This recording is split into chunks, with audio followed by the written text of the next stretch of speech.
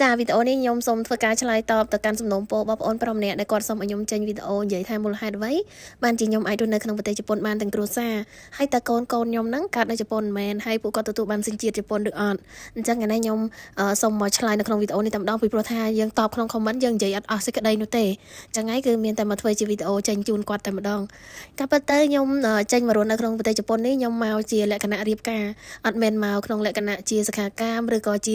និស្សិតឬក៏ពលករអីហ្នឹងគឺអត់មានទេគឺខ្ញុំមកជាលក្ខណៈរៀបការដោយសារតែប្តីខ្ញុំគាត់មាន AU ស្រាប់ហើយអញ្ចឹងការចេញមករស់នៅក្នុងប្រទេសជប៉ុនរបស់ខ្ញុំគឺអត់មានអីពិបាកទេគឺងាយស្រួលមែនទែនដោយគ្រាន់តែពួកខ្ញុំយកกระดาษតាសវលហ្នឹងយកទៅដាក់ស្នើសុំនៅក្រសួងការបរទេសហើយយើងយកទៅស្ថានទូតទៅ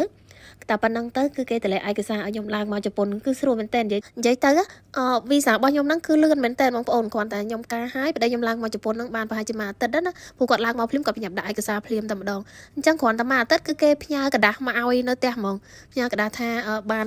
នគេផ្ញើកាតសិទ្ធិរស់នៅវីសាឲ្យចាគឺគេផ្ញើវីសាមកឲ្យបាត់ហើយអញ្ចឹងប្តីខ្ញុំគាត់ធ្វើការផ្ញើទៅខ្មែរឲ្យខ្ញុំទៅខ្ញុំគាត់ឲ្យយកទៅស្ថានទូតវាយលើប៉ាសពតហើយយើងចេញមកតែម្ដងគឺនិយាយទៅសម្រាប់ខ្ញុំគឺ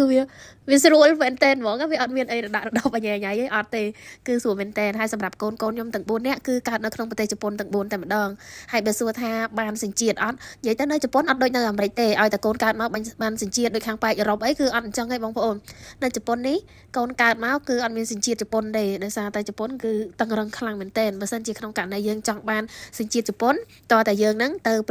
ប្រឡងយកសញ្ជាតិជប៉ុនអញ្ចឹងណាចាហើយពេលដែលយើងប្រឡងយកសញ្ជាតិជប៉ុនគឺគេអត់តម្រូវឲ្យយើងកាន់សញ្ជាតិខ្មែរទៀតទេគឺយើងកាន់ប៉ាសពតជប៉ុនអញ្ចឹងពេលយើងចូលទៅប្រទេសកំណើតយើងគឺយើងប្រៀបដូចជាជនបរទេសអញ្ចឹងណាអត់មែនជាជនជាតិខ្មែរទៀតទេអញ្ចឹងហើយសម្រាប់ខ្ញុំគឺខ្ញុំអត់ចង់បានសញ្ជាតិជប៉ុនទេខ្ញុំគ្រាន់តែមានសិទ្ធិរស់នៅធម្មតាបានហើយដោយសារត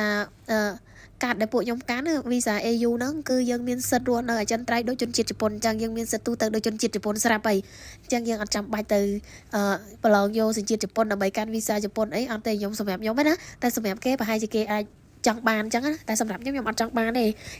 ដោយសារតែខ្ញុំអត់ចង់ចោលសញ្ជាតិកំណើតខ្លួនឯងទេហើយណាមួយគឺយើងនៅមានផ្លូវអាចជ្រើសរើសបានអញ្ចឹងគឺវាចំណេញគឺយើងអាចរស់នៅបានទាំងប្រទេសជប៉ុនហើយយើងក៏អាចត្រឡប់ទៅរស់នៅប្រទេសខ្មែរវិញដោយស្របច្បាប់ដោយសារតែយើងនៅតែជាជនជាតិខ្មែរយើងនៅតែកាន់សញ្ជាតិខ្មែរយើងនៅតែកាន់ប៉ាសពតខ្មែរដូច្នេះខ្ញុំនៅតែជាប្រជាជនកម្ពុជានៅឡើយអត់មែនជាជនជប៉ុនអីទេអត់ទេគ្រាន់តែយើងមករស់នៅក្នុងប្រទេសជប៉ុនប៉ុណ្ណឹងឯងហើយបើសួរថាបើអត់ចូលសញ្ជាតិអញ្ចឹងកាន់កាតនឹងអញ្ចឹងយើងមានសិទ្ធិរស់នៅអីខ្លះនិយាយទៅគឺយើងរស់នៅធម្មតាដូចជនជាតិជប៉ុនអញ្ចឹងជនជាតិជប៉ុនទទួលបានអ្វីពីរដ្ឋាភិបាលយើងទទួលបានដូចគ្នាយើងមានសិទ្ធិទិញរបស់របរនៅក្នុងប្រទេសជប៉ុនដូចគ្នាដូចជាទិញផ្ទះទិញអីគឺយើងមានសិទ្ធិទូទៅដូចគ្នាតែម្ដងគ្រាន់តែថាយើងកាន់ប៉ាសពតខ្មែរយើងអត់បានកាន់ប៉ាសពតជប៉ុនណាអញ្ចឹងហើយបាទខ្ញុំគិតថាខ្ញុំអត់ចាំបាច់អីដែលត្រូវទៅយកសញ្ជាតិជប៉ុនទេខ្ញុំអត់ចង់ចឹងទេដោយសារតែយើងអត់ទៀងដែរពេលខ្លះយើងគិតថាយើងមិននៅនេះរហូតដែរប៉ុន្តែថ្ងៃក្រោយទៅយើងអាចចង់ទៅរស់នៅប្រទេសយើងក៏ថាបានអញ្ចឹងយើងមើលទៅអនាគតអត់ឃើញទេដូច្នេះយើងគួរតែទុកផ្លូវសម្រាប់ខ្លួនឯងវាជារឿងល្អមួយហើយមួយទៀតវាជាសញ្ជាតិកំណើតរបស់យើងគឺក្នុងនាមខ្ញុំជាខ្មែរខ្ញុំនិយាយដោយភាពស្មោះត្រង់គឺខ្ញុំអត់ចង់បោះបង់សញ្ជាតិខ្លួនឯងទេព្រោះវាជាសញ្ជាតិដើមរបស់ខ្ញុំអត់ចង់បោះបង់ដាច់ខាតហ្មងគឺខ្ញុំនៅតែចង់ថែរក្សាសញ្ជាតិខ្មែររបស់ខ្ញុំពីព្រោះទោះបីខ្ញុំជាសញ្ជាតិខ្មែរក៏ខ្ញុំរស់នៅក្នុងប្រទេសជប៉ុនដូចគេដូចឯងធម្មតាកូនខ្ញុំនៅតែទទួលបានការសិក្សាការមើលថែដិតដល់ពីរដ្ឋាភិបាលដោយជនជាតិជប៉ុនទូទៅចឹងទទួលបានសេវាកម្មសុខភាពអីហ្នឹងគឺដូចគ្នាតែម្ដងអញ្ចឹងហើយអត់ចាំបាច់អីដែលត្រូវទៅយកសញ្ជាតិជប៉ុនទៀតទេប៉ុន្ត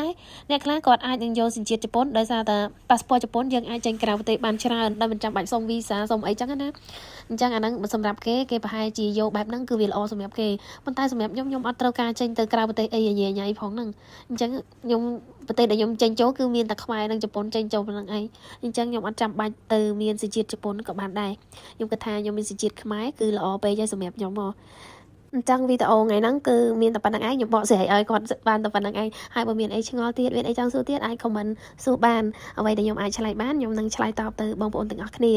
ចាហើយក៏អរគុណបងប្អូនទាំងអស់គ្នាមែនទែនសម្រាប់ការស្រឡាញ់ចូលចិត្តមកលើគ្រួសារខ្ញុំកន្លងមកខ្ញុំពិតជាអរគុណមែនទែនខ្ញុំអត់នឹកស្មានទេថាមានបងប្អូនជាច្រើនដែលគាត់ស្រឡាញ់ចូលចិត្តគ្រួសារខ្ញុំជាពិសេសគឺកូនខ្ញុំពិតជាអរគុណមែនទែនពួកគាត់តែងតែជួយ like comment ក៏ដូចជា share វីដេអូខ្ញុំជាច្រើនខ្ញុំពិតជាអរគុណមែនទែនហើយមានតែម្រាមដៃ10ទេដែលលើកសំពះអរគុណបងប្អូនពុកម៉ែអ៊ំពូមីងទាំងអស់គ្នាសម្រាប់ការស្រឡាញ់ចូលចិត្តហើយក៏សូមជូនពរឲ្យពុកម៉ែបងប្អូនទាំងអស់គ្នាជួបតែសេចក្តីសុខសុខភាពល្អសំណាងល្អទាំងអស់គ្នាចាអរគុណច្រើនមែនទែន